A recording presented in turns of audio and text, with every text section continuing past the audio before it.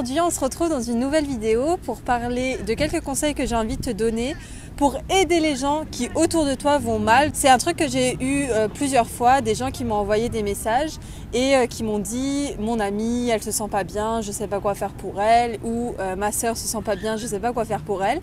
Et je me suis dit que ça serait vraiment cool de te donner quelques petits tips. Comme d'habitude, je vais te faire un article complémentaire sur mon blog où je vais juste soit approfondir certains de ces tips-là que je te donne ou soit t'en donner d'autres. Alors, il faut que tu le saches, à la base, quand j'ai commencé à créer mon programme, enfin mes programmes, j'en ai sorti un sur la confiance en soi corporelle, que je te mettrai d'ailleurs comme d'habitude en barre d'infos. Mais aussi, j'avais commencé à écrire un programme sur la communication qui n'est jamais sorti, tout simplement parce que c'est pas le moment et c'est plus ma priorité. En tout cas, j'ai fait beaucoup de recherches sur la communication, sur comment mieux communiquer, comment mieux aider les gens. Je m'en sers évidemment dans mes coachings, mais je trouve que c'est quand même bien de pouvoir t'en partager quelques-uns. Alors les conseils que je vais te donner, ils peuvent te paraître basiques, mais souvent c'est pas fait. Souvent il y a plein de gens, ils le savent, mais pourtant en pratique ils le font pas. Par exemple, le premier conseil que je peux te donner, c'est de l'écoute active. Les gens ont l'habitude d'écouter qu'à moitié quand quelqu'un leur parle, ou alors de vouloir couper la parole et de vouloir dire à leur tour ce qui va pas, genre « Ah, moi aussi je me sens comme ça, ah, moi aussi, ah, tu devrais faire ça », donner des conseils à la va-vite sans vraiment écouter. Et en fait, la personne ne se sent pas à l'aise comme ça, elle ne se sent pas en confiance, ça ne peut pas marcher. Quand je dis écoute active, c'est bien différent de juste entendre. C'est d'être là, de faire oui de la tête, de dire que tu comprends, de reformuler certaines de ces phrases pour prouver aussi que tu es dans la discussion. Dans le même cadre que ça, qui va avec l'écoute, c'est aussi le fait d'avoir une discussion sans jugement. On n'est pas en train de mettre en avant nos propres valeurs, ce qui est important pour nous. Si la personne en face de toi a des valeurs qui sont totalement différentes des tiennes, en fait, c'est pas important. Ce qu'il faut faire, c'est vraiment être sans jugement et l'aider en fonction de ses problèmes et pas en fonction de ton point de vue et ta vision du monde. En fait, cette personne, il faut que tu comprennes que certainement, elle connaît mieux les solutions que toi.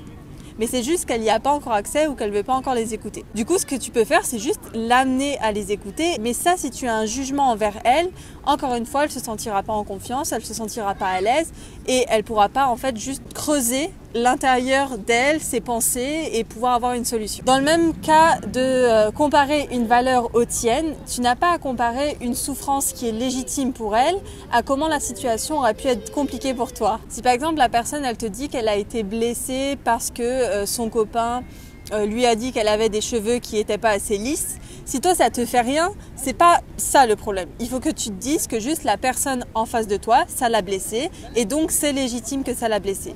Les faits et la façon de percevoir les choses n'ont pas à être comparés. Si pour elle ça a été une souffrance, alors c'est légitime. Il n'y a pas certains faits qui ont le droit d'être une souffrance, certains faits qui n'ont pas le droit d'être une souffrance. Alors oui, effectivement, dans le monde de la souffrance, il y a des choses qui paraissent plus logiques que d'autres. On le comprend.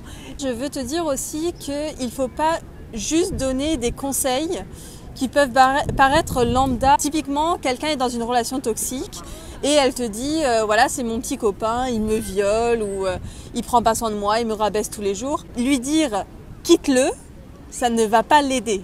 La personne sait que la solution c'est de le quitter, mais certainement que si elle ne le fait pas, c'est qu'il y a des raisons derrière. Donc dire quitte-le ou dire oh mais t'inquiète pas, ça va aller, ça c'est pas de l'écoute, ça c'est émettre un jugement, juste on se sent pas écouté et nos émotions ne sont pas écoutées par la suite aussi. Et c'est d'ailleurs pas pour ça, si tu dis à une personne quitte-le ou lui dire ne t'inquiète pas, il y a très peu de chances qu'elle ait une révélation et qu'elle dise ah ouais, c'est vrai, fallait juste que je m'inquiète pas, ou ouais, c'est vrai, fallait juste que je le quitte. Donc c'est vraiment pas la chose que je te conseille de faire. A contrario, quand c'est ton moment de parler, tu peux dire la phrase je comprends. Je comprends ce que tu es en train de vivre, je comprends que ça te fasse souffrir ou que ce soit dur pour toi. Même si pour toi, dans la même situation, c'était pas forcément dur, tu peux comprendre que pour l'autre, ça l'est. Et en fait, avoir quelqu'un en face de toi qui dit je comprends, eh ben, ça fait tellement du bien de savoir aussi qu'ils nous écoutent vraiment au final parce qu'on ne peut pas comprendre si on n'écoute pas vraiment et de savoir qu'on n'est pas seul. C'est des choses vraiment où on se sent rassuré et donc encore une fois on est dans un climat de confiance et la personne en face de toi aura plus de facilité à trouver des solutions et donc à se sortir de ces schémas de pensée qui sont négatifs pour elle. Après un truc que j'utilise aussi dans mes coachings, c'est s'intéresser aux émotions. Donc c'est quelque chose qui est très mis en avant dans la CNV, donc la communication non violente. Si par exemple une personne en face de toi, elle dit « j'étais dans la rue et quelqu'un m'a dit tu es jolie ». eh ben moi je me suis sentie agressée. Alors peut-être que moi je me serais pas sentie du tout agressée, peut-être que la personne en face se serait sentie triste, l'autre mise en valeur, enfin il y a vraiment plein de choses de possibles. Mais si la personne en face de toi, elle se dit je me suis sentie agressée, il faut qu'on comprenne l'émotion qu'il y a derrière. Ça veut dire quoi agresser? Qu'est-ce que ça reflète pour toi?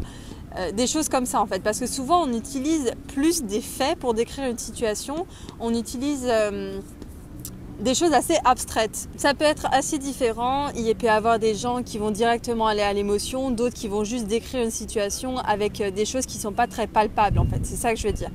Donc pour que ce soit plus palpable, eh ben, on s'intéresse à l'émotion qu'il y a derrière et du coup on comprend beaucoup plus la problématique. Et souvent on se rend compte qu'en fait la problématique c'est pas que la personne lui ait dit t'es jolie, mais c'est comment elle l'a senti, qu'est-ce que ça lui a rappelé, qu'est-ce qu'elle essaye de combler derrière ça.